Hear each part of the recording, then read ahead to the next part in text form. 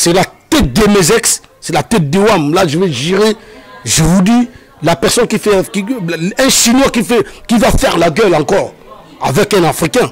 Là, je vous dis, c'est la tête de mes voisins. Même un voisin chinois, je le raconte comme ça. Je vais l'embrasser. www.congotopnews.com. Je l'embrasse. Si tu racontes un voisin chinois, tu l'embrasses. Parce que j'ai des voisins chinois chez moi. Même les Indiens, ils tuent. Moi, je suis contre eux. Je les tape. Je croise comme ça, je l'embrasse. Je tape, je saccage. Vous n'avez pas de valeur là-bas. On vous tue. Je vis des vidéos, je pleurais. Un Chinois qui tue un Congolais. Attention à l'incitation à la haine. Hein. Au Congo. Mais oui, moi, une personne qui a la haine contre un Africain, moi aussi, idem. Ça revient le même en échange. Ça revient le même. Pourquoi moi je vais t'aimer? Un vrai négro. Un vrai négro. Je suis un vrai négro. Hein. Je suis un vrai négro nègre. www.congotopnews.com. Nous, on est traités comme un tel que comme des bêtes, des animaux en Chine. Alors, comme même pas des grenouilles, comme on appelle ça comme des pingouins. On est comme des pingouins, on est comme des homo sapiens. Du coup, moi, j'étais parti manger chez un Chinois à la gare du Nord. C'est la gare du Nord. Arrivé là-bas, mes gars, j'arrive là-bas, moi, je suis un bouc de Paris, t'as vu? Je suis arrivé là, tu sais, et le Chinois, il m'a servi et tout, j'étais avec mes boucs aussi de Paris. Et quand j'étais avec mes boucs de Paris, je vois tout d'un coup comme ça un Chinois qui débarque, il me dit, voilà, je fais le nécessaire parce que j'étais chez lui. Et moi et lui, on n'est pas chez nous. On est en France. Il a rien à me dire. Moi aussi, j'ai rien à lui dire. Mais vous avez le même droit. On a le même droit. Mais quand j'ai vu que le Chinois, il a commencé à jouer le bonhomme, il a commencé à jouer les balleuses, il a commencé à jouer que voilà, c'est lui, c'est la tête de mes exploitants. T'as vu? Ça m'a évité, je me suis vénère, je te dis. Consommé en fait, en gros. On a consommé, on a graillé comme des porcs, on a pixtodé comme des chameaux. Et à un certain moment, bavant mon frère, on a fini à manger et tout. Les mecs, ils nous disent que non. Ils nous disent sans faire la sieste et tout. Mettez-vous à l'écart, vous vous barrez. Moi, je dis non, je ne barre pas. Moi, je viens de manger. Non, il a débarrassé, tu vois. Moi, je fais la culinaire, tu vois. Moi, je dis qu'écoute, vous n'avez pas le tagliatelle de Carboramara. www.congotopnews.com. Donc, le mec, il ne voulait pas me croire et tout. Qu'est-ce que j'ai fait? Et j'ai tombé sur lui. Tu l'as embrassé? Ouais, je l'ai embrassé parce que c'était pas une bonne idée de nous dire que voilà. Tu l'as fumé en fait? Je l'ai fumé à fond. Et je l'ai embrassé, je te dis. Je l'ai embrassé, le Chinois, il a pleuré à mort. www.congotopnews.com. Tu vois, les salades comme des Chinois, là, il ne veut pas jouer avec nous. C'est la tête de l'homme, c'est la vie de ma mère. Ok, c'est le Prince Dodge. Grosse dédicace et grosse force à Noli Tambou le Sage. Journaliste numéro 1, on est ensemble comme jamais, les choses se passent. Oh. Noli le Sage, Noli, journaliste numéro 1, on a tout kin. C'est Maître Gims. Voilà, non. L'élaborer ses enfants. Andota kondisa la bilange banabani. Travaillez, prenez de la peine. Faites ça la bambe que c'est qui me fout à Kiakou. Oh, bah, tu vois, c'est l'effort qui manque le moins. Zimbongo c'est kondolo.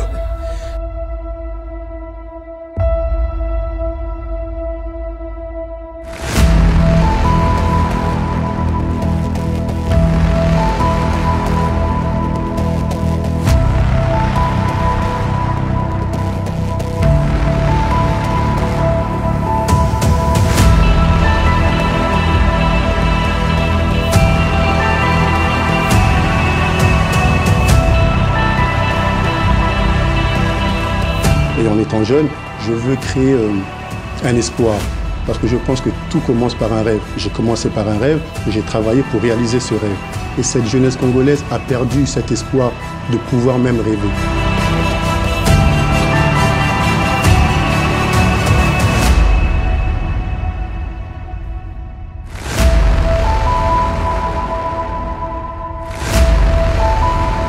Au moins, artiste moto, yebi bandaka, zane ma yelete, zoba pende au sakana, on va dire tout le monde à gauche et tout le monde à droite.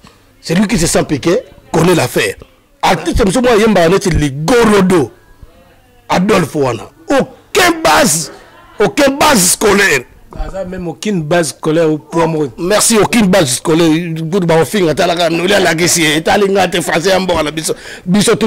Aucune base. www.congotopnews.com. Na parlement, on a corruption. Donc, comme la musique, je suis basouté. Didier Lacoste n'est pas un candidat de. Il y a ma boule, ma boule, ya minena libumu munene onanga ko na kosa na libumu. Ake beta ba musique na yeso ba beta musique on peut aller na 6. Yeso boy pourquoi yo ke candidat député Didier Lacoste est un candidat député. Pardon. Asa candidaté. Ngai nazo lancer appel, je mobilise. Je suis en train de sensibiliser la population des idiots fabo voter été. Na idiot fa ona courant ko te salakate. Ye Didier Lacoste le on a même ko na oba ah to voter moto ye pe na net ba jeko ko ndo bazaba. Yes ko yo Didier Lacoste. Ata pompe foko asala ngoko na chatumba wana yo fotika mama busoba parce que yo déjà le ba se prétendre que c'était un pasteur. Oza pasteurité. Yo quand ça le on a mettre turambo ma net de rotino la banga moto na oyebisa yo. Comprendre? Donc net yo ça na mettre turambo na obango mettre turambo rien ngapela ma yeso. www.congotopnews.com. Yo tika ko lo pamba yo chatumba yo d'ailleurs qui peut ba pasteur au sambusa ba pasteur na bino ya bosala ba sataniste bosala yo moko o bimana mwasi na ex mwasi ya babe ozala ba bosala ko lo ba ngote pona nika ko lo ba mozanga tina ndeko bande ko nga ba congolais na monde pa nyotu bozwami mutabenga kamere ndeko ta azali rwandais aza rwandais burundais mwasi na ye wana wa joki ya jibi azaka indien comme si le monde a mis des satires, www.congotopnews.com. Kana ewana okotikala ozala congolais te tonto biso ba selezino toza. Zolo ba bien nazara fanatique ba opposante. Nazara pe fanatique ya leader politique moté. Le cas de Félix Tshisekedi. Le cas de Félix Tshisekedi asala ki mabe parce biso nde ba congolais to ozala jamais na sima kamere. Bato ba kana INC fu ba boma kamere ba bare pe ba tire ta poison. Ozon parle parce que ça va gaffe trop yé kaka déjà kamere wana ndenga zawana azana congolais te yé batinde na opposition banda kala po babenge caméléon aya ko boma aye ko kotisa monde ye kotisa banda kala ngana na ko lobade aye ko kotisa da mobulu na tête ya Félix Tshisekedi www.congotopnews.com. donc batuana Kamere, Katumbi, Kanambe, Kamero, Robero, Babiloko moya, Babiloko. Batuna le bato atako kanga faut lapider bango bato ba lapider. Bimikolo pe bona besoin créer entreprise. Vous avez besoin au sala makambo bien, vous avez besoin expert comptable, vous avez besoin conseil. Bino vous avez besoin de création d'entreprise. N'hésitez pas babi benga BDDS. Le défi de BDDS aujourd'hui, c'est de changer la gestion des entreprises sur le continent africain et européen. Aux autres contrôle l'entreprise, ben expert comptable ou à moi na mboka. Baningi ba kanga société na yo. Bango bazana ba okende po ba samba po na yo pour que société na yo kanga mate. Donc si vous faites un chiffre d'affaires important, mais que vous avez en face des charges importantes, vous ne paierez pas d'impôts puisque votre résultat sera une perte. BDDS et Zana pour ne pas aider yo même la banque ba sunga yo pour cause financement d'entreprise na yo. Avoir une entreprise, ça va bien au-delà que d'avoir une rémunération, avoir de l'entrée de l'argent et de la sortie. C'est vraiment réellement de se constituer un patrimoine, quelque chose qu'on peut transmettre même à ses enfants. Benga okozwa solution na ba problème na union setali entreprise na yo. Mesdames et messieurs, bonsoir. Vous nous regardez à travers le www.congotopnews.com, votre site d'information et de la promotion des artistes, évidemment, les actualités politiques. Aujourd'hui, dans votre émission à cœur ouvert, nous avons le plaisir de recevoir pour la énième fois Célésino que vous aimez tant, que vous connaissez tous, que je m'en vais dire bonsoir Célésino, mec d'ici, Multivoice. Merci, bonsoir Nolin Tamboulé Sage, la Top News. Oui, bien que nous avons entre Top News et Congo Mondial, mec d'ici, Point TV, la partenariat, nous avons en tout cas, bonsoir, bonsoir. Voilà. Bonsoir. Aujourd'hui, c'est les Zino, mec d'ici, donc voilà. Comme toi-même, tu t'es dit, le Kémé d'ici. Ouais, voilà, donc sur la tête d'homme. Aujourd'hui, on ne va pas jurer sur la tête d'homme. Jurer sur la tête de mes ex. Parce que j'ai actuellement, j'ai à moi qui m'aime, j'ai à moi qui admire et qui je pense toujours à elle, partout où elle est, et on se pense quoi. Elle pense à moi, moi je pense à elle. Donc voilà quoi, c'est la tête de mes ex. C'est-à-dire vous êtes amoureux alors? Mais nous tous on est amoureux. Hein. Ça change pas, tout le monde. Toi tu n'es pas amoureux toi? Bah, tout à fait. Ah mais bien sûr, je suis amoureux. Alors nous allons rentrer directement dans les vifs de notre sujet. Nous allons parler de la République démocratique du Congo, qui est notre pays, notre beau pays. Alors il y a tout un panoplie des actualités, beau et grand. Voilà, il y a tout un panoplie des actualités. Nabi Keoza, sans ignorer, c'est les unes sur le retrait de la signature de Monsieur Vital Kamerhe et Félix Tshisekedi à Genève. Alors, par rapport à ce retrait de signature, quelle était la pensée de Célésino, mec d'ici? Alors, par rapport à la désignation de Martin Fayoulou comme le représentant de l'opposition, le candidat commun en fait, allez-je dire. Bon voilà, à ce qui concerne ces sujets que tu viens de me demander là, tu viens de me poser comme question, qu'est-ce que j'avais dire en grosso modo, primo, monsieur Martin, pardon, monsieur, il s'appelle comment, monsieur Kamerhe, c'est ça, Kamerhe. Déjà, il faut jamais Noli, ce que je déteste dans ma vie, vous savez, il faut jamais me poser cette question-là. Parce que le monsieur en question, il n'est pas congolais. Déjà d'abord, j'aime pas ce monsieur. Je l'aime pas. Les jours que je vais raconter comme ça, je vais finir avec lui. Moi, je te dis la vérité. Parce que c'est des pions. C'est lui. C'est lui qui est le promoteur, le recommandateur de ces pouvoirs-là sanguinaires. Aujourd'hui, qui tue les étudiants, il tue tout le monde, il tue tout le peuple congolais par-ci par-là, sur toute l'étendue de notre pays, la RDC. Vous comprenez? Donc le monsieur, c'est lui. Donc ils sont deux. M. Katumbi et M. Kamerhe. Ce sont des noms fabriqués. Le monsieur, il s'appelle Kamerhe, Kamerhe K. Et l'autre là qui s'impose au pouvoir jusqu'à aujourd'hui, le représentant des occupants là, qui est Kanambe. Il s'appelle K, Kabila. Et l'autre est Katumbi. Ils sont toujours des K. Vous comprenez? Donc ce sont des étrangers qui ont infiltré. Ils sont infiltrés dans notre pays pour nous diviser, pour provoquer vraiment les grands chaos dans ce pays. Et l'autre là, donc moi, je ne sais pas, dans le Bakuna, le Bakana Lingala, pour comment on peut s'en rendre. Donc, Batouana, Kamerhe, Katumbi, Kanambe, Kamerhe, Rubero, Babiloro, Kamerhe, Babiloro, comme aussi Caméléon. Aza Congolais, Tembala, combien de temps, comme ça, on a monaka, Moutounette Kamerhe, wana, Aza la parti politique INC. Union nationale, c'est Congolais. Mais non, on a arrêté. Aza Congolais, Batouana, le Batouana, Kanga, faut qu'on lapide, Bango, Batouana, lapide. Donc, il y a Zalaki, Kalamine Zalaki, président, il y a Parlement. Hein? Président Parlement, c'est lui qui était avant Menakou. C'était lui, je crois. Yemoutou, Ayaka na Kanambe, Hippolyte, Kazemberembe. Après ça, meeting, il y a un français, il y a un interprété, il y a un interprète. Il y a un interprète, il y a un interprète, il y a un Kanambe, le Boko, Moutamamaramaki, Abundarate. Azol le bepina na interprétation makambo muso azo kosa. Abosan que les Congolais sont des gens intègres, sont des gens intègres, bakenda betide, batanga. Mais Kamerhe wana. Yé pas à la sous na Nkondo Tshisekedi. Il y a un certain moment le même Kamerhe batu baboy ko ke na koro ya Kanchati mais ya kenda. Est-ce que batu comprendre bien ça comprendre été. Au moins on a tout circuler bosso.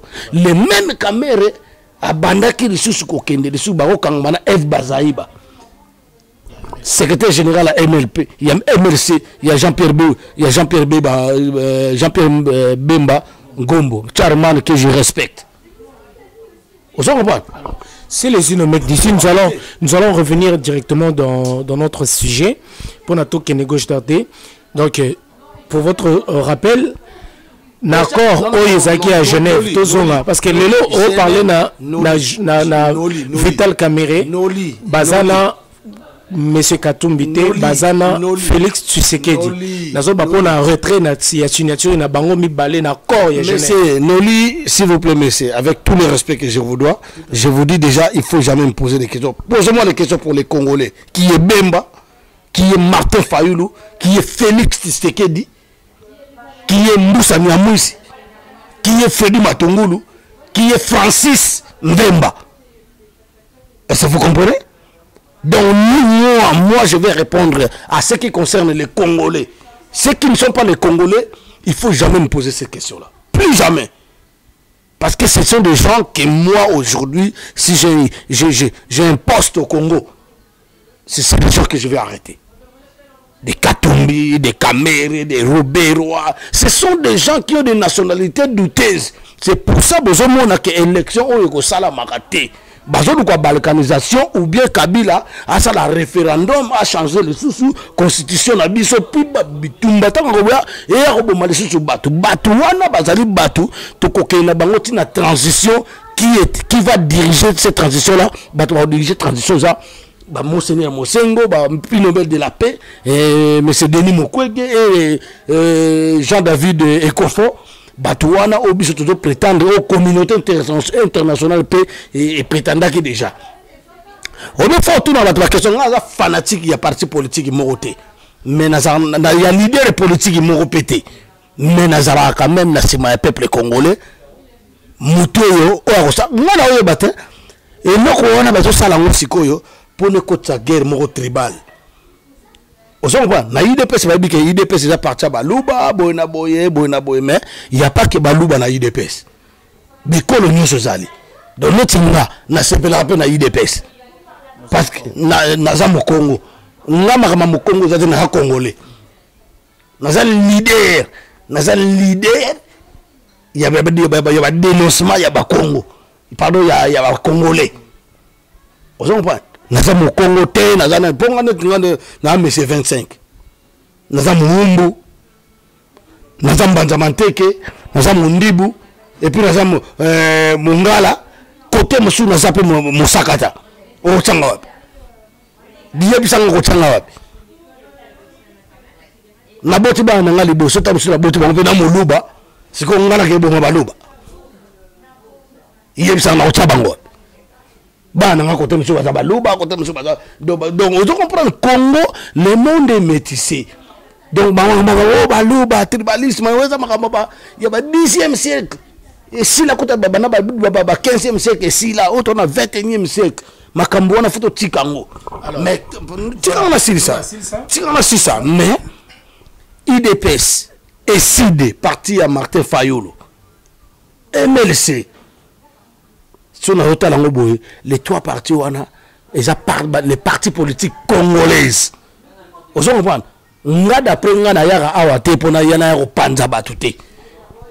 Même si c'est des partis politiques congolais, mais tout le monde a que la plupart des choses, le problème est les camins. C'est toujours ces partis politiques. Les autres, les leaders, c'est les unos. N'a pas sur un exemple, tu parler plus d'un retrait. Il y a signature, il y a corps, il y a Genève, voilà, il y a un albito qui est directement dans le voilà, dans le but. Noli. Ba retrait wana ba signature wana. Nga kutuna en tant que autonome na mayele en tant que moi na kenda pe moi chic. Comprendre? Na habité soko sombelo mo na magasin boye, ba bi signer des charges que ni échange ni reprise yo ndimi aloke na yo comme na libana te na salaire fondation na logique ya ngona vous comprenez bien non flexible voilà et on est de monde na bakala tout monde na ba wigo sili so kende ke sili ou bien urata ke sili so mamsusu siko yo boyo kani boke na Genève boke ko vanda bondimi bon voter au moins que le Congo haine entre eux donc monsieur ça a été babi mi voter et puis voter yo muto yo linga donc yo muto yo déjà kamere wana nga zawana azana congolais te ye batinde na opposition banda kala po babenge kameleon aya ko boma aye ko kotisa monde ye kotisa banda kala ngana na ko loba de aye ko kotisa de mobulu na tête ya Félix Tshisekedi parce que Félix Tshisekedi aza moto nga na respecter comprendre na respecter parce que aza président ya IDPS vous comprenez et là biso to bo biso yango siko biso nde ba congolais to kozala jamais na sima kamere bato ba kana INC fu ba boma kamere ba bare ba tela ta poison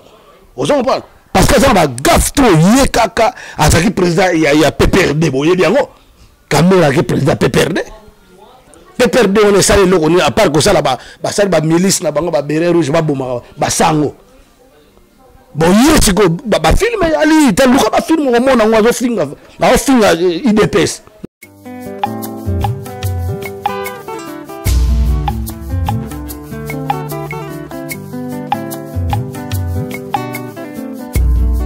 balobi ya biso moko ya mwana mboka Annette Beauté ateli biso salon de coiffure ya kitoko na kati ya Mongeron papa kolongwa te 91 okende ti na Paris ozomona à distance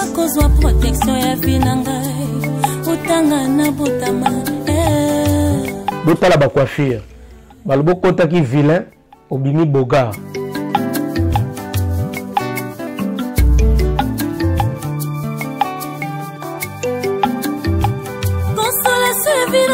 ba mama ka nde bosala biso wana ka nde bosala wana poto linga ba mama olingi mutu na yo bima kitoko olingi mutu na yo lumba sola kitoko olingi tango mna bolekaka totali pe obeti libako memi lisumu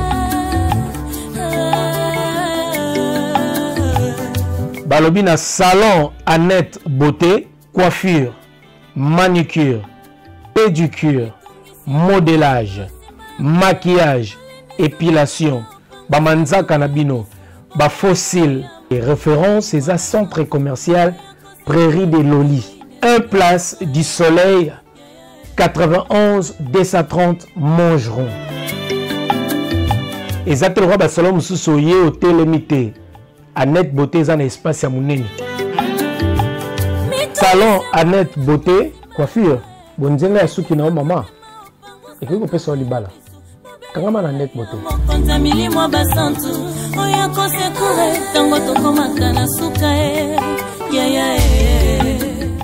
Olobi neti bato wana basali ni. Ye mutu wana so kamere. Au monte place ko pesa sa déclaration na ye. Sa déclaration juste temps Félix Tshisekedi alobaki. C'est-à-dire pour tomber na pour na koto na ko panza. Pour finir à des IDPS. On s'en prend. Et lui Félix Tshisekedi le ngana koloba na Chilombo. Tu as fait tout le respect là haut c'est une fingité nazoloba au finga na mono changer au finga société parce que ça vraiment ils ont cœur ouvert ils ont vraiment faut le très très bien tranquille nazoloba bien nazara fanatique ba opposante nazara pas fanatique ya leader politique moté so asali malam to betere mabo so asali mabeto lobela ye. Alors le cas ya Félix Tshisekedi, le cas ya Félix Tshisekedi asala ki mabe parce que je te donne un exemple ngana chef de guerre nazo guider guerre moko bona o guider armée mais comme ndenge nini o yebisa batu ke o président o général na lobi ke faut to taquer côté wana faut to taquer o tu na base te o tu na base point so bongo ke taquer bisika place moko banguna baza yo faut to na base so base ba lobi ke ba bona na bango bete c'est toi qui est là. Une stratégique à Rolobake. Voilà, Robata ma base. Base ou anata mador base ou base sont des peuples. Et puis on a lobake.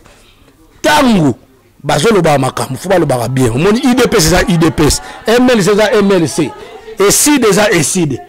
Donc pas lobake. Oh non, on est peuple congolais. Alingaki Félix Tshisekedi té. Ezali peuple ya IDPS. Alingaki Félix Tshisekedi. Peuple ya ESID alingi Martin Fayulu. Peuple ya MLC balingi Jean-Pierre Bemba. Il faut qu'on détermine, il y a un problème à détermination. Mais on est allé pour une bonne cause. Pour le candidat commun, c'est les unes. Nous avons ça exemple. Pour nous avons une déclaration. Si tout le monde a un candidat batu oyo, ba ofinga baluba. Et puis baluba o bazo mi kumisa pour na ofinga batu mususu. Vous comprenez? Et ça n'a sens. C'est pas ça notre combat. C'est pas ça notre objectif. C'est pas ça notre démarche. Nous, on a un changement à Congo. Tous les kaka na cible moko kana mais na médiocre. Na système na il faut to landa bango. yango no moninga na bike na minute oyo ba Rwandais ba comme ko luka ba kotisa guerre mo tribal na Congo mikolo zo yatanga lo ba makambu pour pesa nga raison après au moins na kisasa chasse mo banda contre baluba ba congolais ozomba baluba ba congolais donc biso Congo za bazo luka balkanisation potanga osala ndengwana baluba ke voilà monique moi été to sala élection te na monique faut balkaniser baluba ba ko ba ndenge na bango ba Congo na ndenge na balkanisation bazo luka ngwana pour ba réussir ngo mais sikoyo mais yo zo kwata ngata boende na lo bande atikelo bina micro c'est na ko benda lisusu matoi na bato baza na diaspora awa bato wana mona ndeko langa mo gimisho afatika biloko wana gimisho wanjo atika biloko wana gimisho ka mutetela mazana idps asa mo lubate je na bete le bravo mais atika makambu ya fanatique omoni biso Félix Tshisekedi omoni biso boye na bo soki mutasaka mabefo bo reprocher ye ozonga bwana soki ezaki ke bazalika mpona systématique o base wana penda ba reprocher soki ezaki pena base ya solo etali bango batika okritike bato mosusu omoni so bato tuno makambo ya mboka aloba makambo ya mboka nga awa nazoloba wana oloba mabe ya Félix Tshisekedi te mabe kaka signaki me ake baluka kuna ono na retire eza bien te oyo towana mboka démocratie parce que ye moko akoli na mboka wa yebi mboka onde toza soki so signe yebisanga siko lelo siko so botoke par exemple élection malheureusement ça na ngote ozomba malheureusement to dit que élection ça na ngote to aucune transition sans Kabila mais côté musuta makambo uto bimata Félix Tshisekedi a le que non moi sans machine à voter ou pas moi je vais aller aux élections à ça qui m'a bête d'après ngai aloba ibongo parce que bakende na bango tina suka batu wana bato luka bato bakondana ki menga na kondana ki ete na ngala za mayele na moto yo alanga ke na bato tina suka moni pende ko Tchatumba le bishop Tchatumba le kaki ya Tchatumba alobi complot salamaki bato basali complot wana à partir de Genève à côté na ba chambre ndeko Jean-Pierre Bemba bazaki bien na ba ndeko Kamere bazaki bien na ba ndeko Félix Tshisekedi mais ezalaki oyo batemmongo pona baluka bapanza est-ce que l'idée ya koloba ke bango nyos bazalaki ba côté mobulu mombutumbu te kotaki pona bapanza bango tant basali choix ya Martin Fayulu est-ce que koloba nini sikana selon réflexion ya Bishop Tchatumba nalobi boye avant de répondre na mutu wana zotanga kombo wana na répondre nabi déjà pardon nous litang tanga ba kombo ya ba opposant soki pe bazaka ba opposant soki ba opposant te toye ba rateti lelo nana liloba suka na oyebiso pona bango ozo comprendre ndo na loba ko tanga nga ndeko te ya za ndeko te ndeko nani Kamere to ba ndeko ya za ndeko la biso mais à la opposition c'est les nini ya Congo ya za infiltré ya ko ça jamais la position au Congo ya on a joué ça que discours on a joué le parce qu'on fait comme pas congolais tout je félicite ndeko na ngai Daniel Saf aloba rabia mena suka na ngomo la zo komisa Katumbi ils sont pas des Congolais baza ba ndeko na biso te pourquoi vous l'appelez les ndeko Kamere za ndeko bandeko na ba Congolais na monde pas une tubozo ami mutabe nga Kamere ndeko te azali Rwandais Burundi moi si na ye wana wa joki ya jibi azaka indien comme si le monde ami da Chatir bisika moko ozo comprendre donc soto longo na kana ye wana okotikala ozala Congolais te to biso ba selezino toza ozo comprendre et puis on a eu question na mibale yakini tango benge bango bandeko uto loba siko ya corruption to loba na kati wana mbutu kotaki entre bango na kati ndeko na nga omonde bakene na Genève wana na Congo place ezate pourquoi bako faire déplacer fondation ya Kofi Annan wana te ba na Kisasa place ezate na Kisasa parce ni basala ki conférence bakor ya Eden Kojo ba bien resute on a combien de places ya bien bango bako bengisa ba mindele ona kuna ba bengisa ba biso to oyati binobo ya awa to solo sécurité na bango par exemple sécurité ni Kinshasa ba rolba ke on c'est bango mamu sa me Kinshasa bango bani corruption ça mi na partir Kinshasa ngo balinga ba bima libanda pour que bazala na moi secret mais à la divulguer par exemple nalobi jour basaki ma meeting opposition ba boma opposant ou bien banda manifestation ou basala na Kinshasa ou ba organisation c'est pas bon de opposants à part Martin Fayulu na mona ba vimbisa les soldats du peuple abunda na peuple na mona na ba image beleta msuba mutakuyi Martin Fayulu na mopadi ba dokima na moto l'hôpital zela asimi moi na mon hôpital ba yebisa la opposants ni o sa joie déjà les ça si bien tout le monde appelle ma vrais opposants. Alors, c'est les sinos. Na monozo qui na biso le lopenda moulaye, qui est trop dans la littérature qui moulaye. Je vais répondre parce que tu me déjà pressé, mais moi je suis pas pressé pour Namagaba Congo. Naza pressé. Total Angonga. À Genève. Na Genève, tant Bakota Kikuna, Martin Fayulu, Freddy Matungulu, Nani Rwandais wana Kamere, Rwandais Kamere, à Kotaki, na Félix Tshisekedi qui est notre frère congolais. Bakotaki. Jean-Pierre Bemba Gombo Charman, l'homme de Otie Moutouye Pati. Vous comprenez? Igwe Tabakota qui va Bakoti wana. Yebisangai. Non, Jean-Pierre Bemba Kota Zarakite. Jean-Pierre Bemba, les Zambiens Soriano Katumbi, na été sur Babaki invalidé, na collabo Moussou na Mozitu. Mozitu parce que le premier ministre il y a le gouvernement sanguinaire. Natango na le premier ministre ba boma pe batu. Mozitu azamo na mboka pe. Azamo na mboka mais c'est un traître. Quand tu vois Mozitu, tu vois directement Olengankoi, tu vois Minaku, tu vois Boshab, tu vois Bakanyama, Bakiro boma bangwana. Bato boma bangwana Mozitu c'est qu'on est là comme opposant. Kinke Mulumba to Kinke Mulumba. On dit que le bien comme opposant. Il y a une opposition baby. Donc yo ba no na kanambe mbala moga bo ba comme to ndima makambo wana. On aurait pas infiltré. Pas infiltré, bah tinda bango pour na lobi hein. Yebi, nga za président, nga séjour na président du premier ministre. Makambo nga na osala. Nga na tinda ko signer. So le ba kufi na gouvernement na biso. Hein? Ba Blaise Zebede bango ya okanga batu siko ne so bango siko ba police du monde. Ba okanga batu. Ba okanga yo ba so nga na mo ba otika ba otika yo. Ba okanga pe bo yo Mozitu do bo mi bo mbatu. O yibi bambongo tongi partout. Alors zoya ya ngwana ni kama lobaka na bokechu ke na rova na Mozitu wana pona nini yango ba yo na yebisa ke vient na bokechu pourquoi que ndako va na bato wana et puis na kamorati le bato bazo bunda na bosolo za biso to liaka mbonga monte na apela besoin mbonga na bango te je me débris dans ma vie vous comprenez tant bakota ki wana ba votana ki bango na bango complètement ya la vérité vous comprenez bati ko kosa de comprendre complot ya lagité so complot za lagi ibino ko net ni na esprit na ngai ba noli na côté place mo na complot on la bimisi déjà de la bimina ngai ya yo mo na complot ndini ba complicité wana ale simoke le bana banda bati ba ventira ba bati ko sa peuple azonyo kwa ma bati ko sa peuple c'est trop complot mo ko za lagité et puis Jean-Pierre Bemba na bango tu ba ki libanda batu ba vota ke za ki bango tu. Vous comprenez? Les personnes qui comprennent la rencontre de Makambouana, il faut pas Luka, intérêt à peuple, intérêt à Maboumou, à parti politique. Voilà.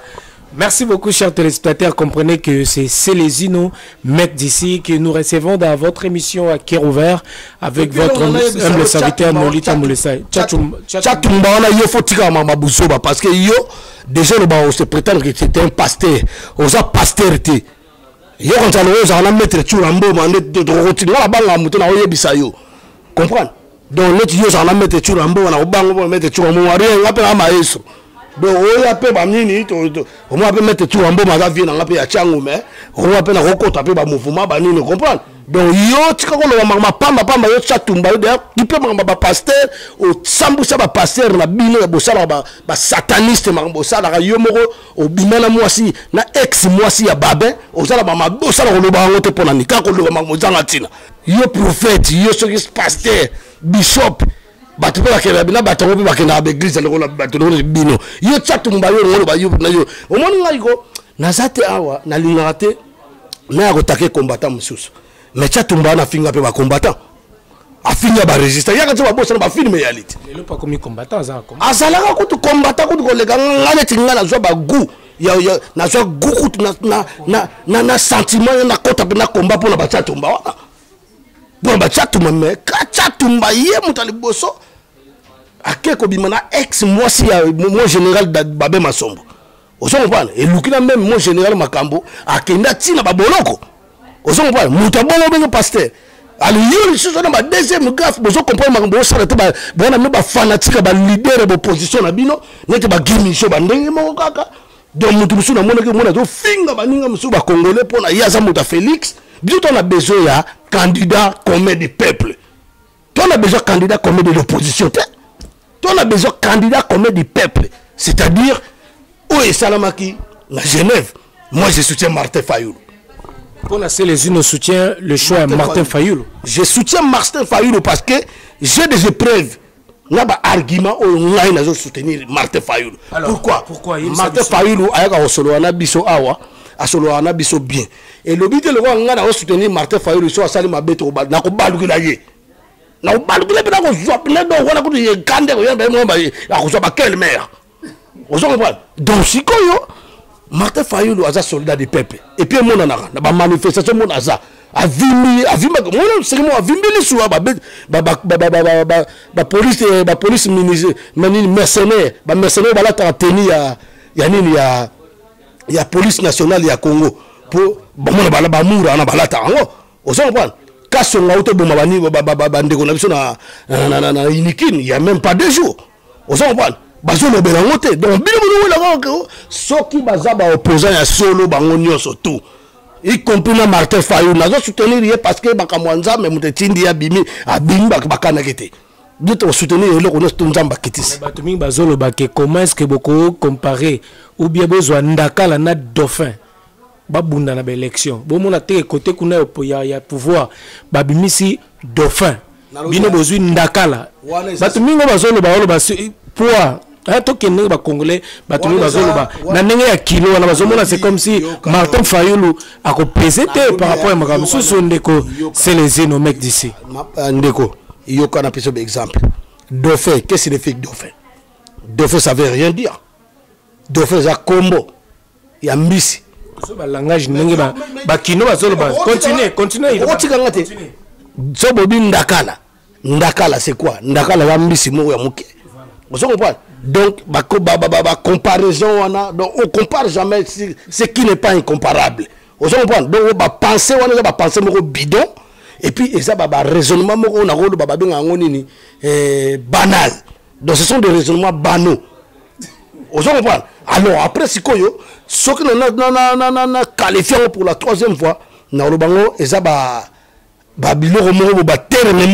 employé na makambo ezole kala mokili parce que Martin Fayoulou wana na simana na no tangelo ba opposition bazakuna Jean-Pierre Bemba les Zambiens Katumbi enfin on reconnaître non Gaza opposant les Zambiens nazo ba bien Zambiens infiltrés opposants ozole pas les Zambiens Katumbi nani les médiocres Muzito les propres Frélimo Matungulu Francis Mvemba Moussa Niamouissi. Vous comprenez? Na peuple balingi. Francis, pour votre rappel, Francis Vemba, Aza candidat à la présidence, Aza candidat, comme on dit, Aza indépendant. Aza la côté Francis Vemba, qui sont les FM que nous soutenons. Excuse-moi pour ça, parce que au Balobiki, l'homme propose, Dieu dispose. Au Bino, je prétends, Boye Batam, au monde appelle Francis Vemba président. Vous comprenez? Congo Zamboka la surprise. Congo Zamboka, merci. C'est ça la raison, la parole qui convient. On s'en comprend. Donc, nous avons besoin de Congo et Sika. Tu as besoin de moi, Noli à Koufa, allez moi, Nanaï. Oh, Kabila Koufa, allez moi, Nanaï, moi, adoptif, abomi. Oh, Jean-Pierre Bemba, Tata Bemba, Saolona.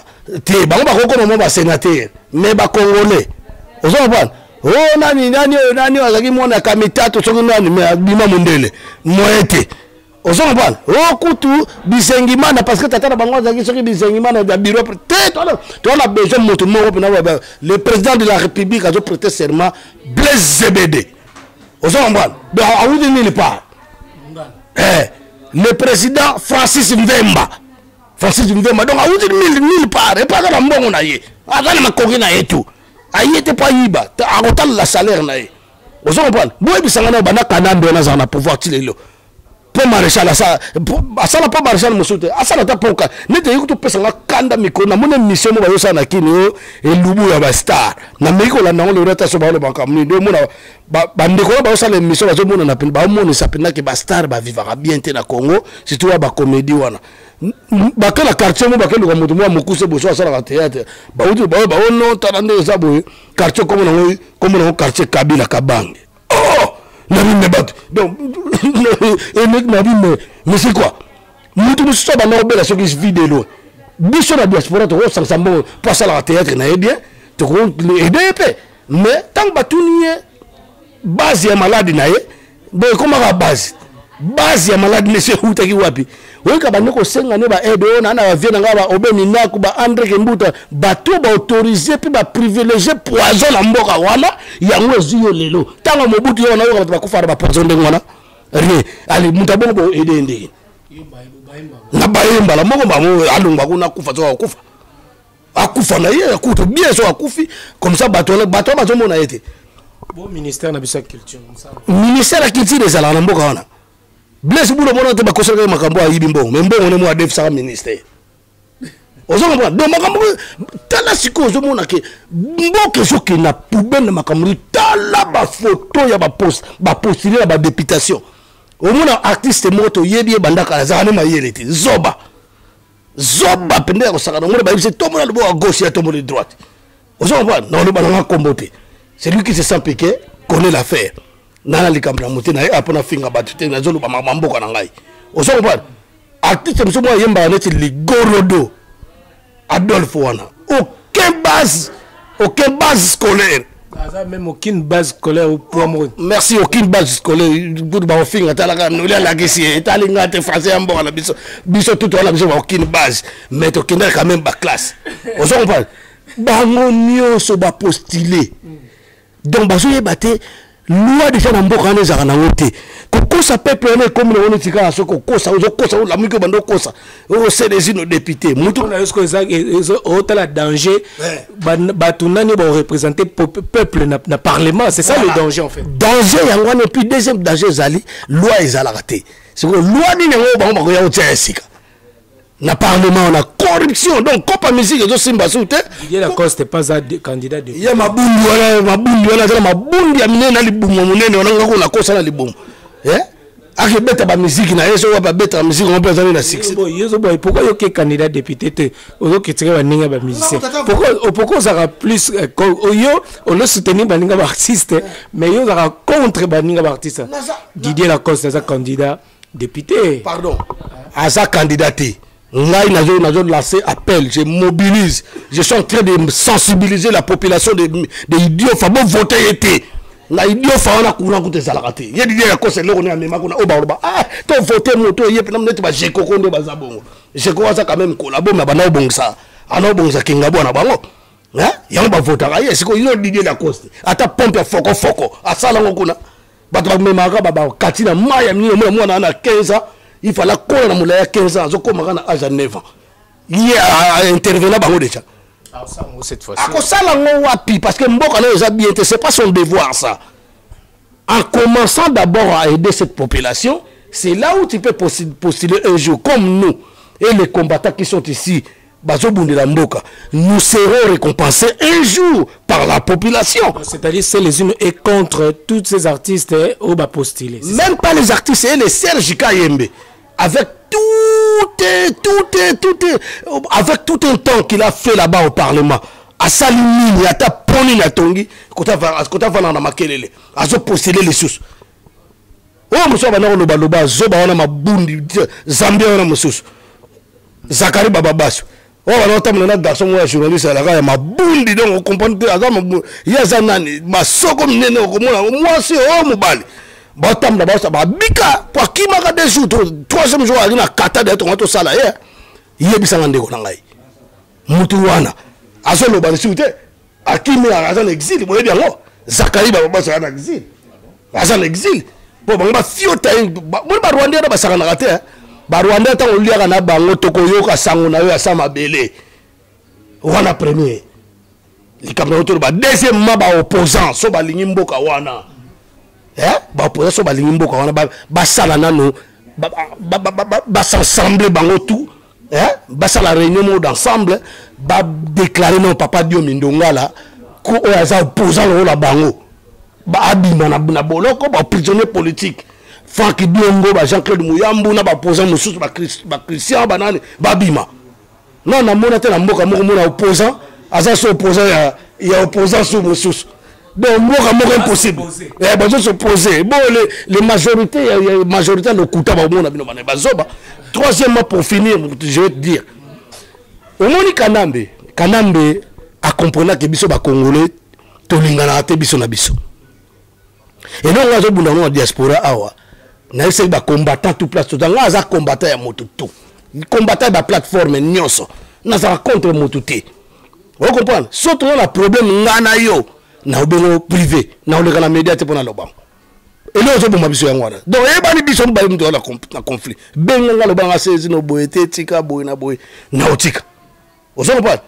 Après on benga noli na odombo boete net na mona ki odombo yena yuri. Na se no botika monte se sina.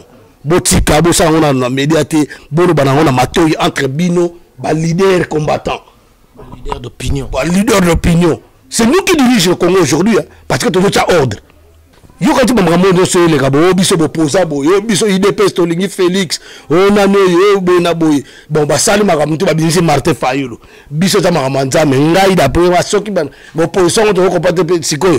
Martin Fayulu aloba banda kala ke. Yé aligni machine à voter. Aligni peut ba longola ba fi ba longola ba ficha le coûter il y a 10 000 électeurs on le coûter ba voter déjà wan.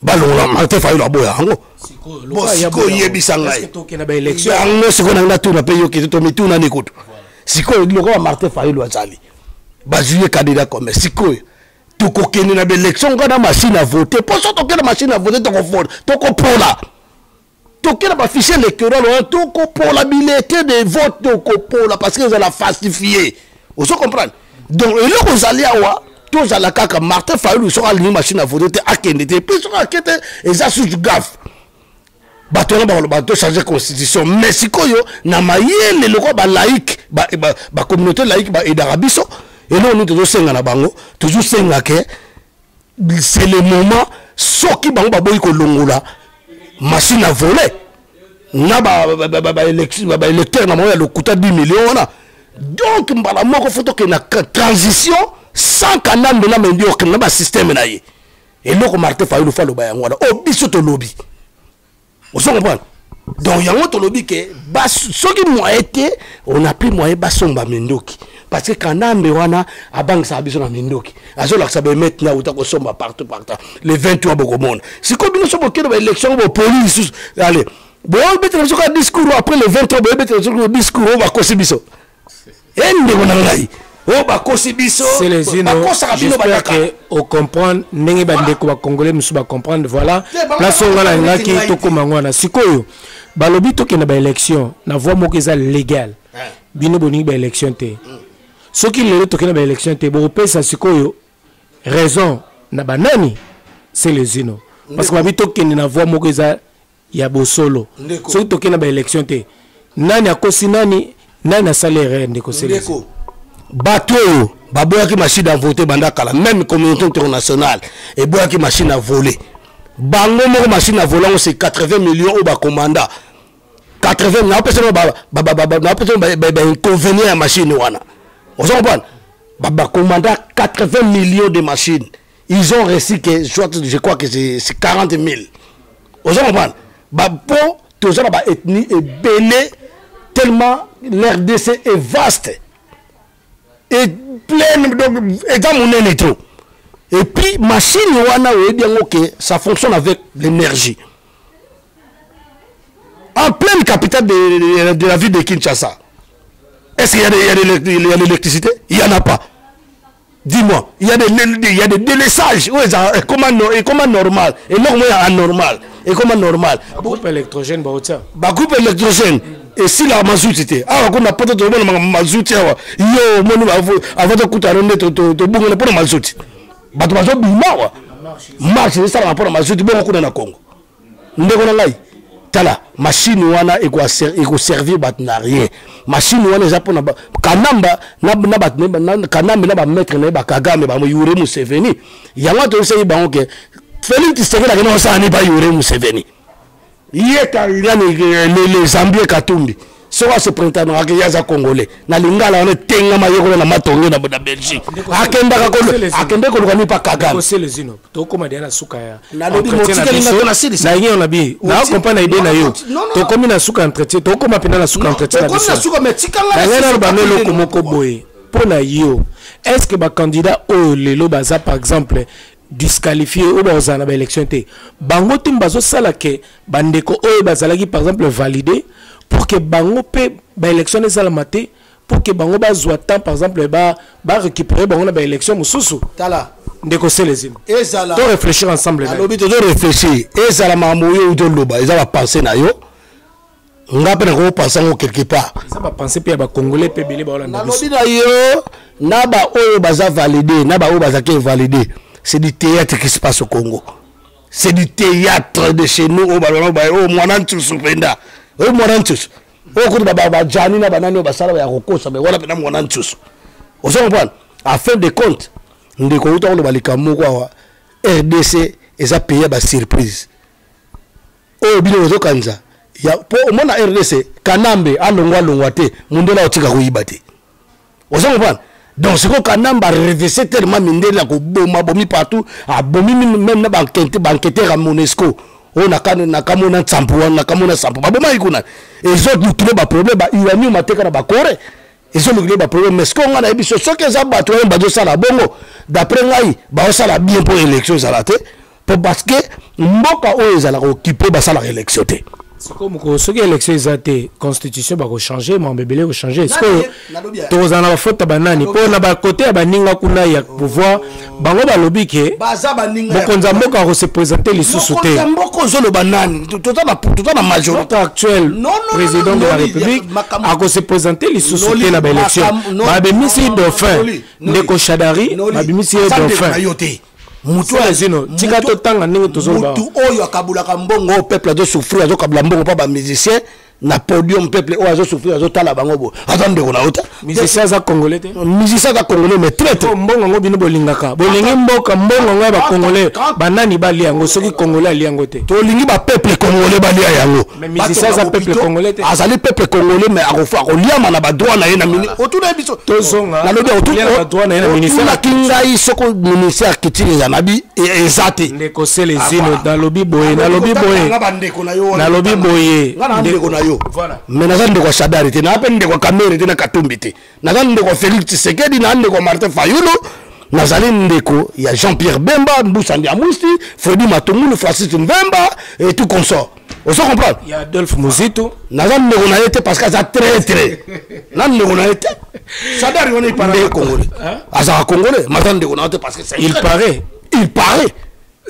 il paraît à congolais mais ce qu'on est autre yebisa yo na ndenge moko ya bien pour na osilisa nana mingi parce que tant na koma na kanda na koma ko finga ba bilo mo boye pour kanda na mona to baki akero vers les ino ozo na makambo ba étudiant oza avenir ya lobby ya mboka nde ba kufili susu ya 2 jours na Unikin kasongo wana azoboma ya plus dangereux que Kanyama bon mo préférer susu Kanyama tenga na préférer mututé bango to ba satana au moins ba diable ba zebele ba jelo ba diable ba rebelle diable la séduction diable ya destruction baza ba ndengwana ba diable wana ba sangana na ba mediocre ba logore c'est les ino na obunga question na ngai na zonga rapidement te obunga sanga la question na tubaki boye na lobi lelo soko tali bandeko nyoso totangi awa na pouvoir awa pozo boya ba komba bandeko oui to bandeko na lobi wana est-ce que lelo ndenge bandeko pe ba Holanda biso awa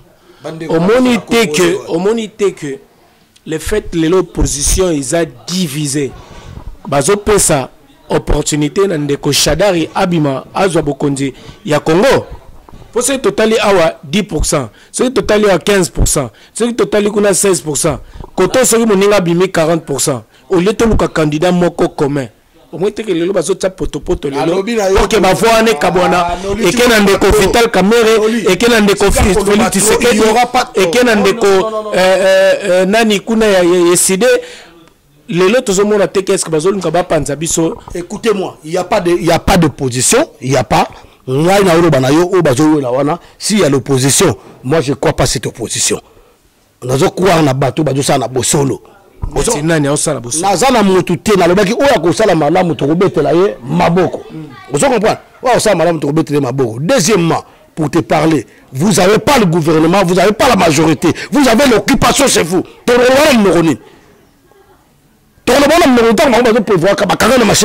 Pourquoi? Depuis 4 ans, partout dans le monde entier. Nulle part ailleurs, bah utiliser la machine à voter. Bah utiliser la machine à voter. Même l'Amérique, bah bon, pourquoi on va tout comme maintenant? Pourquoi tu sais l'élection? Tant que tu sais en 2006, bah y baraga. Tant que tu sais en 2011, bah y baraga. Et comme tout le monde a une machine à voler. À l'union, bah on a majorité. Bazali ba occupant. Donc nous, on va ça la élection ba occupant. Vous comprenez? Donc surtout tout ça l'élection, faut que la transition, le qu'on a tout remarqué déjà. Na bango monde bazala. Balobi bo papa, balobi bo kende na ba élection yo ningi transition pourquoi? Matele bino élection ningi transition. Moi te ke balobi na yo noli na lingi transition pourquoi? Pour to zongi sa makambo tout compter à zéro makambo comme na ordre. Parce que Congolais na vota na machine à voter tata ba français. Na ba voter na machine à voter te. Transition na bokena nani? Transition to kena nani? To kena ba dirigeant transition d'après yo. À ta connaissance ba dirigeant transition. Na tuni motuna ndeko. Mais yango na tuni soko yebite le wana yebisa o. Na tuni yo. Yango na yo yebite c'est na yebisa. Ngande na tuni metu. O tuni na mais ça peut aussi arriver. Kende na banani? To kende na transition na ba laïque na ba protestant na mutu azala pe o réparer baso bango ba bomaka o bango ba violaka. Donc, on a organisé l'élection d'identité nationale. Voilà, selon c'est les îles. Oui, selon moi, selon tous les Congolais, la vérité est en Zambie. Vous comprenez? Parce que bateau tangi wana. Nazo tuna yo ndeko c'est les îles. Mais non. Na tuna yo. Mais non, kokata ngata trois comprendre yo. Zala l'apaisement. Batindio. Zala l'apaisement. Noli batindio. Eza à cœur ouvert. Oh. Zala ouvert mais tika ngana le cœur ouvert. Alobi boy, est-ce que bateau yo tangi ba kombo wana? Baza ba candidat. Ba postuler qui? Question na motuna langa. Mais na lobi na motu fa diriger transition fa qui de postuler. Non, ce sont des administrateurs. C'est les administrateurs qui bangonde motu ba diriger la transition. Ba ko nommer bango na mamba likolo na communauté internationale. Bangonde ndenge sala ba bamboka tout. Baza na tout ba ko postuler te, ba ko postuler na makambo wana za élection présidentielle. Oyo bango bakangamika na machine à voter. Donc biso on a besoin ba élection moko paisible, de clarté, vérité des urnes. On a besoin donc peuple congolais mbalo pour na muto yemoko lingi. Nanzela nini ya ba élection kaka. Nanzela ba élection oyo ko ya na organisation, il y a transition sans kana na médiocre na yé. C'est ça qu'on appelle les élections d'identité nationale de père et de mère à moins 50%. Est-ce qu'aujourd'hui dans le Congo, nous avons besoin d'un bon dirigeant Oyo a changer Congo ou bien nous avons besoin kaka moto torozane fois à la vraiment congolais de père et de mère ceux qui tous en est vraiment d'origine ceux qui en est tout ça na Congo lelo voilà tous moto ko nyokola ba congolais aza congolais mais to linka pour opposer politicien aux opposés politiciens, vrais politiciens, il y a maçonneté, aux opposés combattants résistants, artistes engagés, musiciens. Non, là, les artistes engagés. Musiciens aussi. Les musiciens engagés. Les musiciens. Les musiciens, parce que moi, je ne joue pas la guitare. Je suis un chanteur engagé. Musicien, artiste et chanteur. Artiste et chanteur engagé. Artiste dans tout. Parce que dans l'art, moi, je suis tout. Répondre à la question de la lobby na biso na Congo tous on a besoin moto ya na bolingo ya congolais lelo tous on besoin moto ya na souci ya Congo tous on besoin moto oyo azali bon gestionnaire économiste on se comprend là tous on a besoin te kaka voilà le rôle ya za muyibi ye noli ala moyibi to tie wana yiba na ye ka poza les moyibi poza te na pese exemple na bete yo za moyibi exemple on fait malamu pe bon Blaise Zebede moyibi wana donc avanda wana ou bien Dadou le mon amable pro concept ngoto donc ngoto pro concept non on se comprend te net yo to le banet yo grosse affaire lumière de Lyon grosse affaire lumière de Lyon bien Papi Zila to le baro Clovis Bouka ya Yansimine moi Clovis Bouka na pese mbote c'est un Congolais qui se soucie pour son pays to le baro Ricky Koumassi de Londres Pablo de Rennes Ricky ko ndongozi tendo Sarah Martinette bazaba mité to le babongote on se comprend tozana besoin ya mutu oyo alingi peuple parce que avant peuple alinga il faut laksa bolingo na yeke non bato zela kana sisate batongo hôpital moko kuna hôpital wana balobi ke non bato nyonso ba okende kuna bazo bangasha batongi crèche moko kuna ba bébé nyonso babotami na kacha suga na changu boye batongi ozo bwana batongi zando mo ya munene kuna babongisi ba terrasse maye comme couler pena bien batongi ba hotel rosa ke botongi ba terrasse omoni baraba mo ya ko quartier comme na Kimbuta tala niveau gouverneur à ville à Kinshasa atonga place bato basala kindumba bato bazomela masanga bapesi kulo ngo kombo Kimbuta donc yepo na ye bapesi kombo ya eza valeur OK nga na mona za anti valeur et puis sikoyo donc ta batie bongo donc ye kutu d'après ye abani ba ujana we yala la la ba ya zo bango kuna abani ziko kanga bango donc on a confusion makambo vous comprenez donc biso to na besoin mutu échanger un peu vous comprenez on a besoin de changement à une autre personne changement ya Congo mobimba il y a système et ça la peine ndenge sécurité za na mboka wana ke soki kaka ba yoki na beni bazo boma bato et c'est quoi yaki déjà brigade quoi ba kangi bato wana ba frontière za la sécuriser insécurité est si la totalement ba infiltré faut ba bima na mboka nous sommes un peuple congolais a abandonné partout la mboka bazo refoulé biso partout bazo sakana ko ni attendre balingi yebisanga siko etina ngola na Israël kuto yoke ngote mutu musa se prétendant oh ya za ministre diaspora imbécile nani excusez-moi na wala eza qualification c'est un imbécile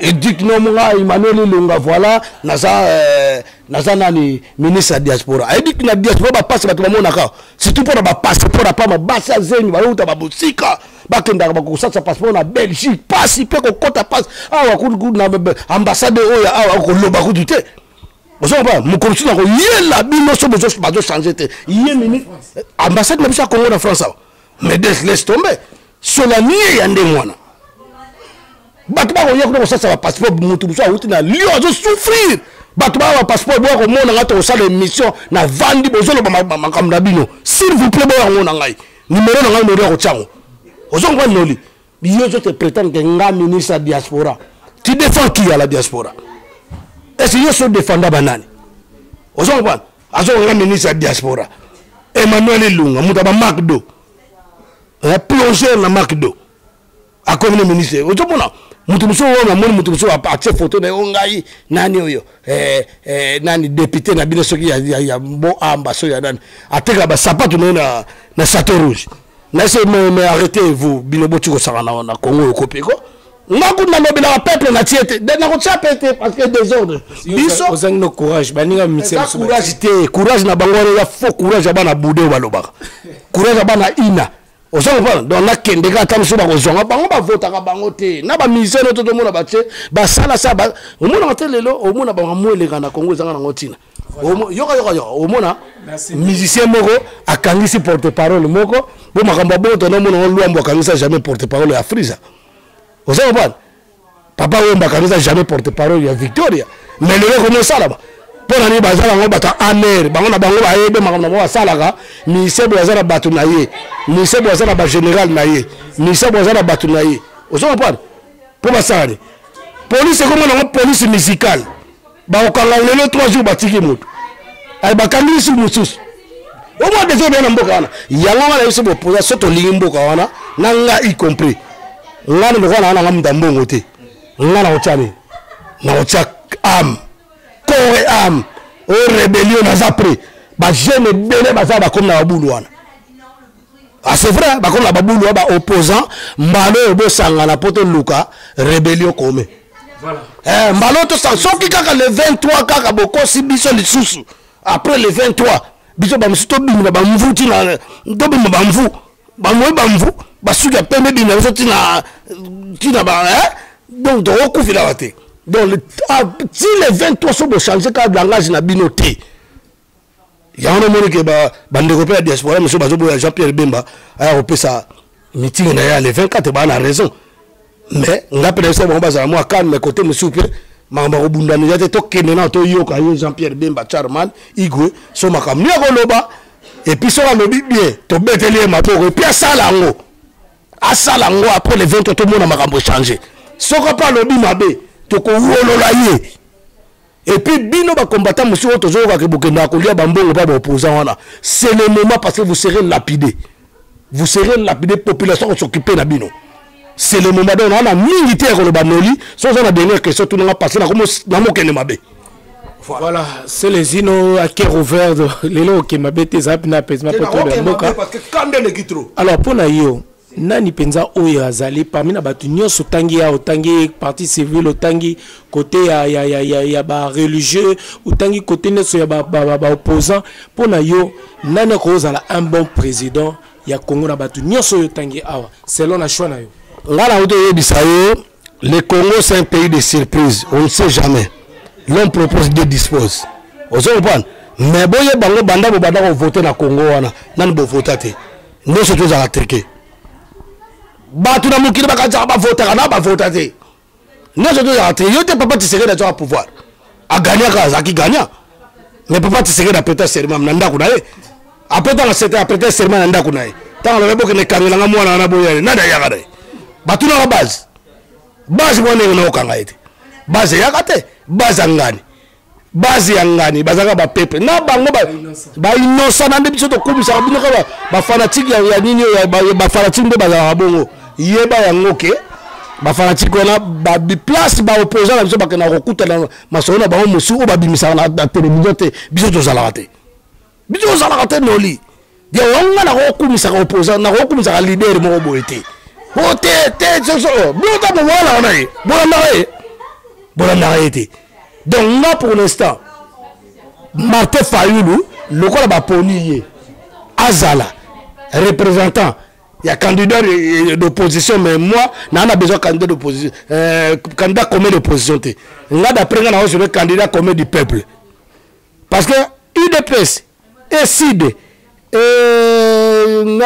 MLC n'a pas parti monsieur ya ba Rwandais ba o ba parti monsieur ba Congolais hein biso tout ba Congolais na ba IDPS biso tout ba Congolais déjà par tout le ma parti IDPS tout ça ensemble biso nyonso tout Congo on se comprend biso tout Congo tout ça que Martin Fayoulou azali candidat commun du peuple o bango ba opposant bandeko bazala ba divergence d'idées faut que converger na eloko mo pour la solution ya mboka yango tozolo batika ko za la fanatique batika ko za ba fanatique ya batu wana ba leader de position ya ba parti politique na bango faut ba zala na nenga peuple ozo ba bozala nde to kumisa na biso peuple na bokumisa kuti la peuple bino na bino donc to sangana to tika na ba opposant ya ndo no mabisa na mabeti voilà opposant mo na kufate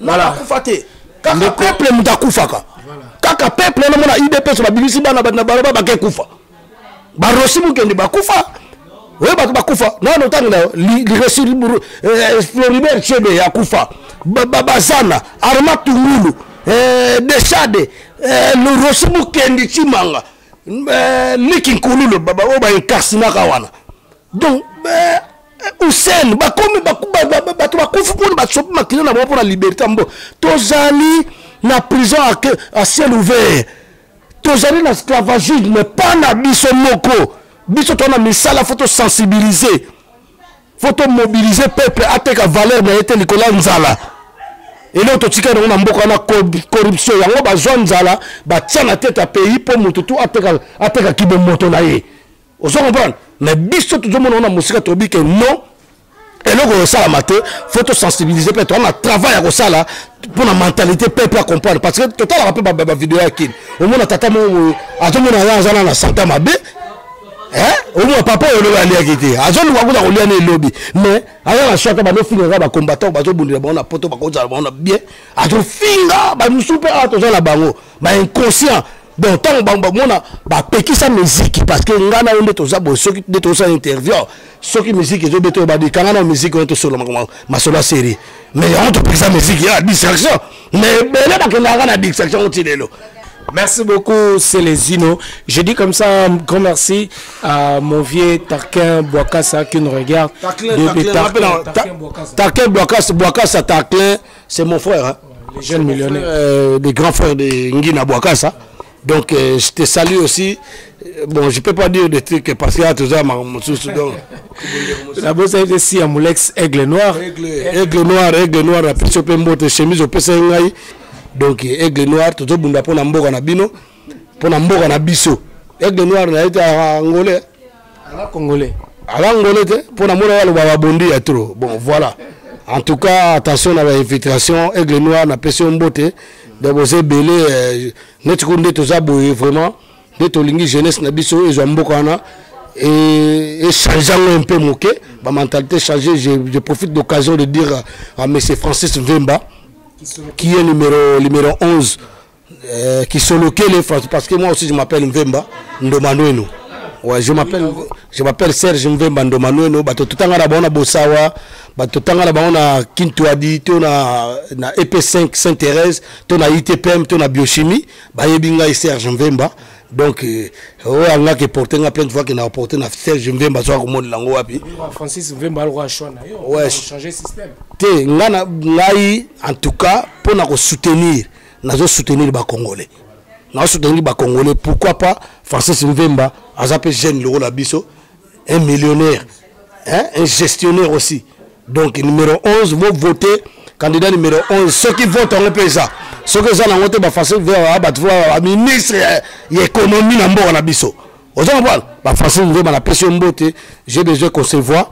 C'est pas que nous avons la TV tout le monde a horaire au Sengo Bambongo so unité a organisé une conférence de presse et ça en Belgique le 21 Oyo le 21 à Bruxelles donc on va mobiliser les gens qui vont partir écouter qu'est-ce qu'il veut dire donc nous à l'écoute toi donc bisotou il y a les cas à Yuri na ba massa mususu ba mettre chikito na pesi nombo te bisika boza ba riche odombo ba Richmo Congo ba basta na opesa nombo te basta Congo l'artiste engagé na zo pesa pe mbote na Martin Sali na RC comme ba mama Blandi Dianfuka ba Michel na opesa ba Dadu Ngoto ba Babe Masombo Dieta Kabuya na vina nga Chimbalanga bon Martin Fayulu to soutenir to soutenir yé parce qu'azali en plus que dans Tchangwe moi nanjili moi la quartier 5 en tout cas ils avaient fierté pour nangai et puis na félicité batono surtout ba kende soirée à festival à Tchangu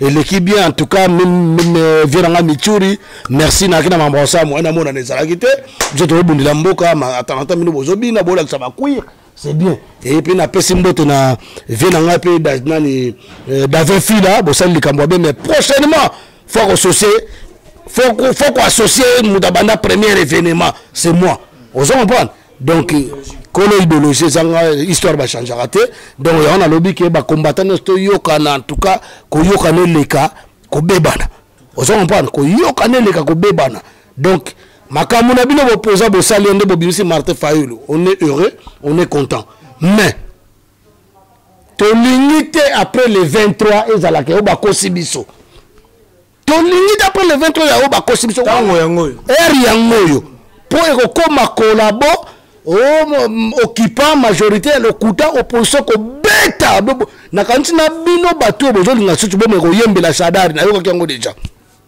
Sandari comme le Sandari pardon Sandari ce que Sandari na ba comme on est bien mais c'est Sandari Zomaye parce que kanam de pas un projet à Robomaye parce que on les a jebatie wana azala wana après ta ba récit comme na ba kuna ba gagner ale ba bomi wana kanam de ce que ça kenda na Sénat tant comme na Sénat ba président Sénat akomvuka baonde baokipa bana na mboka amvuki bango batie président Sénat ta batie président Sénat babomi Sadari poso babe missionnaire olinga soute ta ba ko boma Sadari ale président Sénat mda so président de la République akufi na remplacer na pouvoir na Sénat na président Sénat.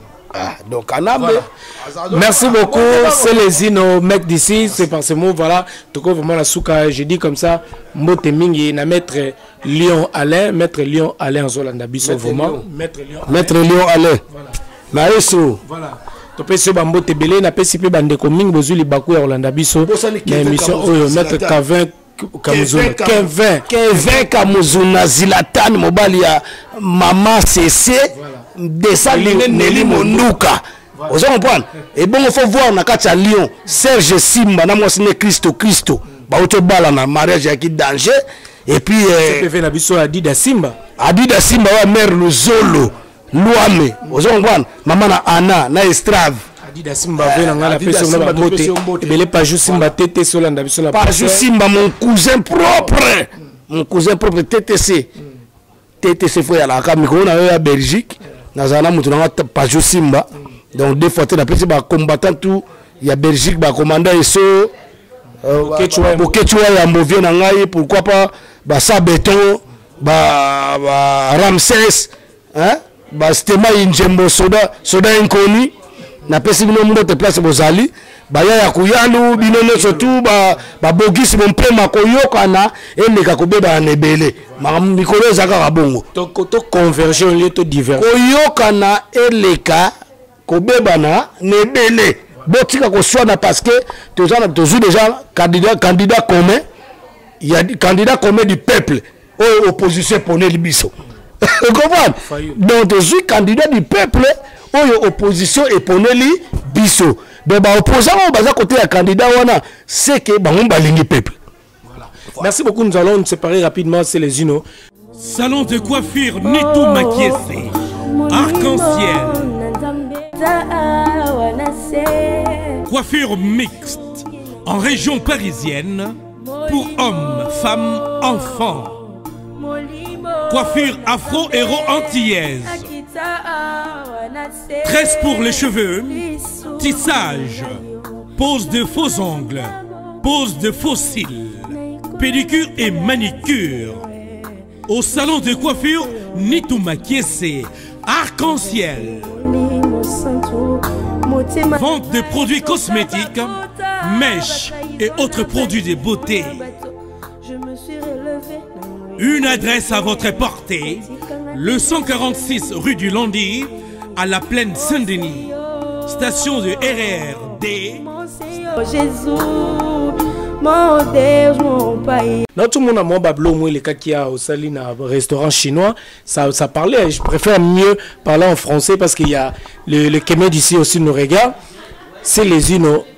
Enfin, on peut dire quelque chose de ouf avec les Chinois, dans le resto chinois. C'était quoi en fait au juste? Du coup, je suis obligé de te répondre comme ça parce qu'en fait, je ne sais pas si tu es au courant. Les Chinois, comment ils nous saccagent en Chine. Les Chinois? Oui, les Chinois, ils nous saccagent en Chine. Ils saccagent que les Congolais? Oui, donc les Congolais, ensuite, en grosso modo, c'est les Africains. C'est la tête de mes ex, c'est la tête de Wam. Là, je vais gérer, je vous dis, la personne qui fait, un Chinois qui va faire la gueule encore avec un Africain. Là, je vous dis, c'est la tête de mes voisins. Même un voisin chinois, je le raconte comme ça. Je vais l'embrasser. Je l'embrasse. Si tu racontes un voisin chinois, tu l'embrasses. Parce que j'ai des voisins chinois chez moi. Et tu as déjà embrassé? Mais je vais les embrasser. Pardon, embrasser. Je vais les embrasser. Parce que quoi? Nous, on est traités comme comme des bêtes, des animaux en Chine. Alors, comme même pas des grenouilles, comme on appelle ça comme des pingouins. On est comme des pingouins, on est comme des homo sapiens. Tu vois? En Chine. En Chine. Donc, ils ne vous donnent aucune valeur. Vous n'avez pas de valeur là-bas. On vous tue. J'ai vu des vidéos, je pleurais. Un Chinois qui tue un Congolais. Ça s'est déjà passé. Même les Indiens, ils tuent. Moi, je suis contre eux, je les tape. Je croise comme ça, je l'embrasse. Je tape, je saccage. Hein? Attention à l'incitation à la haine. Hein? Au Congo. Mais oui, moi, une personne qui a la haine contre un Africain, moi aussi, idem. Ça revient le même en échange. Ça revient le même. Pourquoi moi je vais t'aimer? Un vrai négro. Un vrai négro. Je suis un vrai négro. Hein. Je suis un vrai négro nègre. Vous comprenez ce que je veux dire? www.congotopnews.com. À propos de votre question que vous m'avez posée tout à l'heure, du coup, moi j'étais parti manger chez un Chinois à la gare du Nord. C'est la gare du Nord. Arrivé là-bas, mes gars, j'arrive là-bas, moi je suis un bouc de Paris, t'as vu? Je suis arrivé là, tu sais, et le Chinois il m'a servi et tout, j'étais avec mes boucs aussi de Paris. Et quand j'étais avec mes boucs de Paris, je vois tout d'un coup comme ça un Chinois qui débarque, qui me dit voilà, je fais le nécessaire parce que j'étais chez lui. Et moi et lui, on n'est pas chez nous, on est en France. Sur les Français. Sur les Français. Il a rien à me dire, moi aussi j'ai rien à lui dire. Mais vous avez le même droit. On a le même droit. Hein? Mais quand j'ai vu que le Chinois, il a commencé à jouer le bonhomme, il a commencé à jouer les baleuses, il a commencé à jouer que voilà, c'est lui, c'est la tête de mes exploitants. T'as vu? Ça m'a évité, je me suis vénère, je te dis. Je suis vénère. J'étais là. Bon, j'ai fait ce qu'il voulait que je fasse. J'ai acheté pour tout le monde et tout le monde, ils ont graillé et tout. En plus, on a graillé. Consommé en fait, en gros. On a consommé, on a graillé comme des porcs, on a pixtonné comme des chameaux. Et à un certain moment, bavant mon frère, on a fini à manger et tout. Le mec, il nous dit que non. Il nous dit, sans faire la sieste et tout, mettez-vous à l'écart, vous vous barrez. Moi, je dis non, je ne barre pas. Moi, je viens de manger. Non, il a débarrassé, tu vois. Moi, je fais la culinaire, tu vois. Moi, je dis qu'écoute, vous n'avez pas le tagliatelle de carbonara. Quand je demande ici un tagliatelle de carbonara ou des pavés de saumon ou sauter des colons, donc le mec, il ne voulait pas me croire et tout. Qu'est-ce que j'ai fait? Et j'ai tombé sur lui. Tu l'as embrassé? Oui, je l'ai embrassé parce que c'était pas une bonne idée de nous dire que voilà. Tu l'as fumé en fait? Je l'ai fumé à fond. Et je l'ai embrassé, je te dis. Je l'ai embrassé. Le Chinois, il a pleuré à mort. Il a pleuré. Il pleurait comme en chinois? Il a pleuré en chinois, je sais pas l'air là. Ni hao. Non, le ni hao, et hames. Donc il parlait de trucs que j'ai pas compris, mais tu vois. C'est pour ça que je dis. Il parlait chinois comme on dit. Tu sais, Noli. Il y a eu un événement qui était passé, un événement à Kinshasa, un Chinois qui a tué un Congolais. C'était au Grand Marché. Mais j'ai vu une autorité congolaise qui est partie rendre visite à ces Chinois. En même temps, les Congolais, ils souffrent et il est mort. Alors, une autorité, il s'est déplacé voir encore ce Chinois. Oh là là. Tu vois, les complexes. Et moi, je n'ai pas ces complexes-là. Je n'ai pas ça. Tu touches un négro. Tu touches un king. Moi je balance, je commence. Donc là je veux. Je donne des patates. Tu vois les salades comme des Chinois là, il ne veut pas jouer avec nous, c'est la tête de l'homme, c'est la vie de ma mère. Voilà, je te dis. Voilà. Merci beaucoup, c'était la Célésine dans votre émission à cœur ouvert avec Noli Tamboulé Sage. Nous sommes voilà, arrivés aussi, il y a un truc. Il faut apprendre, à parler Kikongo, aux enfants qui sont nés ici en fait. Qui sont nés ici. Et les Chiluba, les Kibandundu, les Monokutuba. Connaître un peu, en gros, connaître leur culture en fait. Ouais, connaître leur culture. Parce que avec ça, moi je vois que les Bandibou, ils parlent aussi les Arabes, hein, même s'ils sont nés ici, mais ils parlent arabe. Les Maliens, idem et tout. Nous, c'est ce que je lance comme appel chez les foyers congolais et africains. Il faut commencer à faire ça dans vos foyers, s'il te plaît.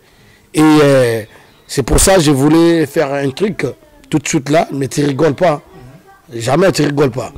Bon, je fais, parce que je vais faire un exemple quand même. Vous connaissez la récitation qu'on prenait à Kinshasa, à l'école primaire, élaborer ses enfants. Moi, je veux dire ça en Kikongo. Travailler, prenez la peine. Non, mais c'est les fonds. Non, commencez, moi, je vais traduire en Kikongo. L'élaborer ses enfants. Andota kondisa la bilangue banabani. Travailler, prenez de la peine. Faites ça la bande que c'est qui me fout à Kiakou. C'est le fond qui manque le moins. Zimbongo c'est Kondolo. Un riche laboureur. Satan sa mort. Oui, vas-y. Un riche laboureur, ouais. Un riche laboureur s'attend sa mort prochain. En d'autres, avec la lombogolo fois. Fit venir ses enfants. Oh, Hana Yizidi. Et leur parlant sans témoin. Vous pensez que vous avez un bango ton cadre? Oh. Mais pourquoi tu rigoles, toi? Tu connais les corbeaux, les Travailler. Non, là tu rigoles. Tu peux recommencer les corbeaux, les renards. Bon, on commence. Comprenez-moi les corbeaux. Les corbeaux et le renard. Kingonongono yemfoengi. C'est quoi? Bon, on s'arrête là. On va prendre. On va continuer ça la fois prochaine. La fois prochaine, mesdames et messieurs, comprenez. Non, quand même. Voilà. On est quand même plat. On a trop de haine. Moi, j'ai des... Rigoler aussi sa thérapie, comprenez mon émotion.